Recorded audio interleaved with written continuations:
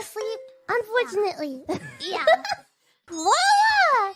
I had an epic dream! An epic dream! Yeah! A fluffy dream, a very fluffy dream. Well, friend, you know how sometimes, the times when you take like a small nap in the middle of the day because, you're kind of starting to fall asleep while you're thinking about something. And it's just like, oh, that's not a good sign. Yeah. All of a sudden, you're like, oh, I'm asleep. Yeah. Well, I decided that, okay, I need to take a really quick nap. Just 30 minutes. Just 30 minutes. Yeah. And, oh my gosh! I had an epic dream. I think it took you longer than 30 minutes to explain it to me. Yeah, it's... I don't know, my dream must have been going at like 2 times speed. Only 2 times. I don't know. It was a lot that happened. Yeah. Are you ready for it, Ruffians? I don't know. It's just one of those dreams where I'm amazed so much can happen within that 30 minutes.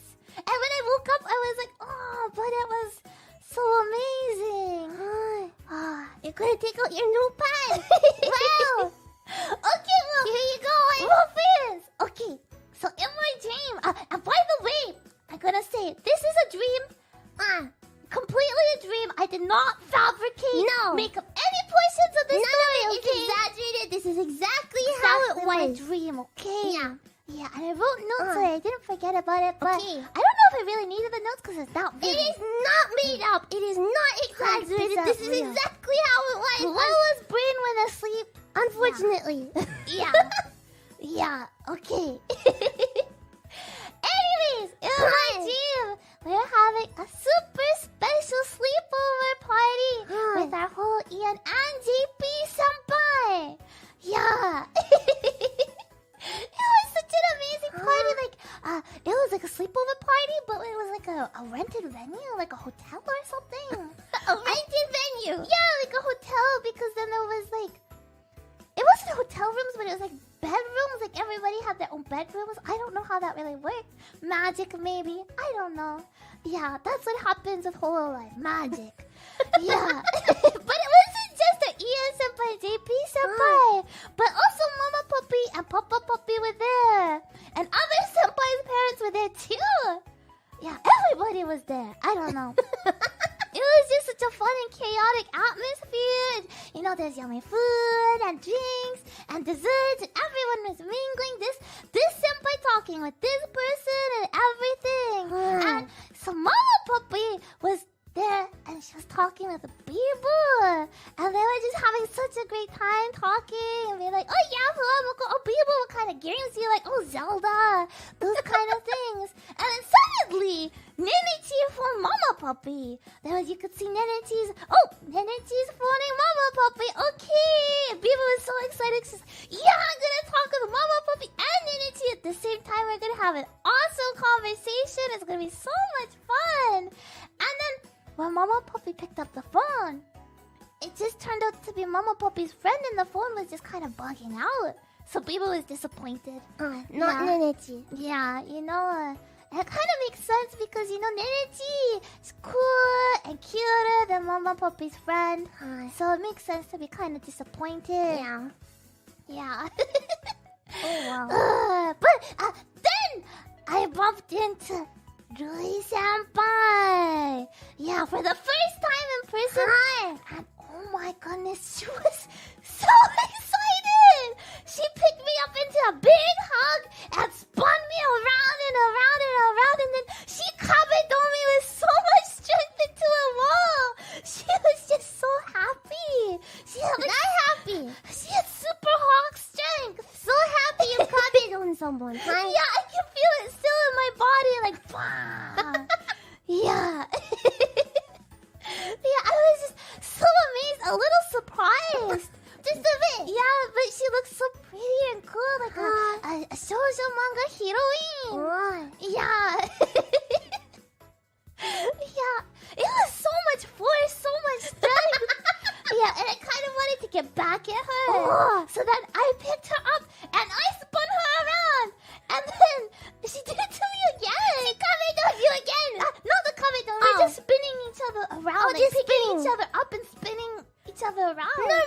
something. Yeah, we're just laughing and laughing.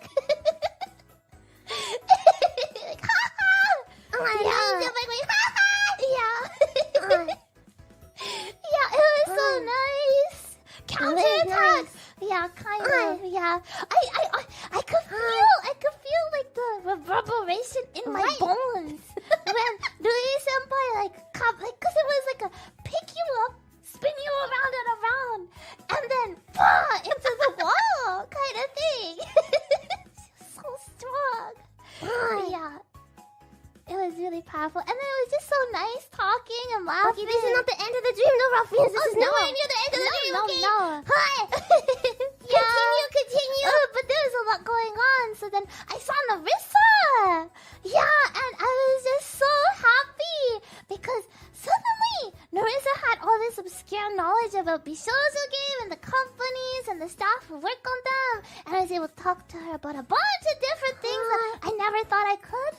So you would like Narissa more if you could talk to her about that sort of stuff? I don't know, I was just really happy and excited. You know, we were talking about this old visual novel that was getting a new remake and all this stuff. And I was like, wow, Narissa, I never knew you were interested in these things as much as me.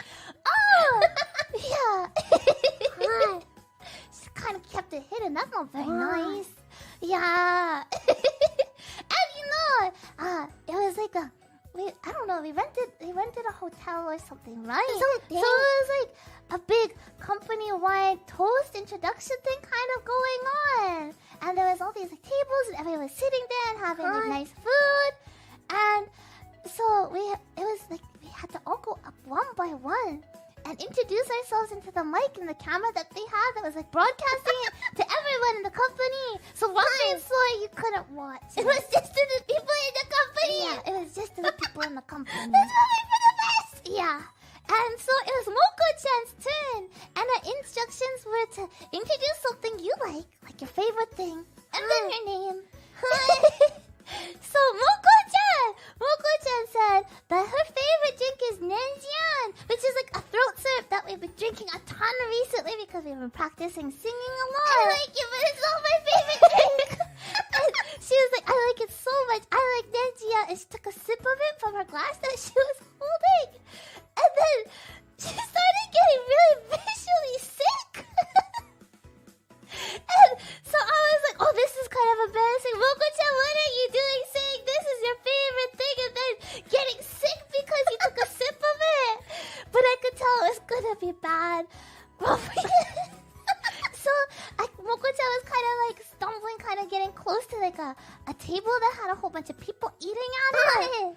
And so I kind of hurried along with her to the table, and I picked up this really nice glass centerpiece in the middle that kind of looked like it could hold some liquid. And then I did it just in time because then Moko-chan threw up clear. Do you know the thing's called Orbeez? She threw up clear Orbeez into it. They're like beads that hold water. Yeah. I don't know. It was kind of like, it became a beautiful centerpiece, kind of. But the girl that was across from like her on the table was super rude, and she was all like, that's so gross. I can't believe it. I can't stand people getting sick in front of me. And for fans, I can feel the anger that coursed through my body then. I got so mad at her. And I was all like, what? It's not like she wanted to get sick. How could you be so rude? Have some compassion. And then the lady was just like, I just don't like it. It's gross. And we got into this huge brawl. Fists were flying everywhere. Everyone was just, dishes were breaking.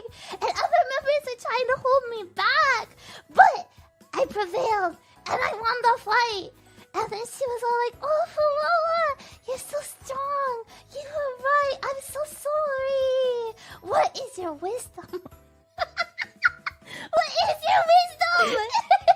And I told her that she needed to have compassion, and that because she didn't, she lost the fight. And that my 3 wisdoms were compassion, confidence, and loving yourself for who you are. Those are my wisdoms. And she was like, wow. Yeah. It was crazy. And then I went over to the food and drink tables. And they had enemy. They had this amazing smoothie bar. So I made myself a really good smoothie. It had like mangoes, like fresh mangoes, bananas, and strawberries. It was so good. People around me were really envious of my smoothie. They're like, wow, that looks like such a good smoothie. Can I have a sip? No. Yeah. And then I was kind of wandering around. And I went into Narissa's room. Yeah. I don't know. Why? Why? I don't know. It's the room that Narissa is going to be sleeping in. And I thought, oh, this is interesting. Because I found... I found some of my underwear there. And it wasn't like it was suspicious or anything. I was like, oh, this is where these went. I finally found them. Yeah, more underwear. And then just kind of went on my way. Yeah, not suspicious. Yeah. And then I bumped into somebody who was really, really cool. Like they kind of looked like what's it? Harley Quinn. They had like a bunch of colorful hair and makeup and cool clothes, like really fashionable. And so I asked her, like she kind of looked like she was lost. So I asked her if I could help in Japanese for some reason. And she responded back to me in Japanese that she was Callie Senpai's manager. And she was looking for Callie Senpai to give her a bunch of gifts from fans. So I just kind of pointed her somewhere. I really had no clue what Callie Senpai was. But I was sure she was around. Yeah, it's a big party. Yeah. But she was super cool. Yeah, she really looked like she just came out of a comic book. Yeah. And then it's been a busy party. I got into a brawl. Yeah. So I decided to go take a rest on a sofa. And I noticed that Kevin Lamar, our rival, he was on TV doing an interview. And I tried really hard to pay attention to what he was saying. But it was kind of hard to understand because it was all garbled. I don't know why. But I did make out some of the things he said. And in his words, I remember very vividly. These are the exact words that he said. He said to the interviewer, I can't believe I made bank singing rap songs about cheese. Yeah, and then I woke up. It was crazy, Muffin! And this is why I don't let Mama tell me her dreams anymore, okay? Yeah. This is what it is like, okay? Is there any reason to ignore it? Yeah. That was my dream. The best dream ever! Yeah, in 30 minutes! Who knew I could have such a dream like that? How obvious! That's what it's like. There's too much detail. What's the punchline? There is no punchline. It's a dream. Yeah. It was 13 minutes of dreams. Wow! And this is why I don't let her. I don't need to know it. I didn't even tell you the color of the sofa either. That's the thing. Yeah. Yeah.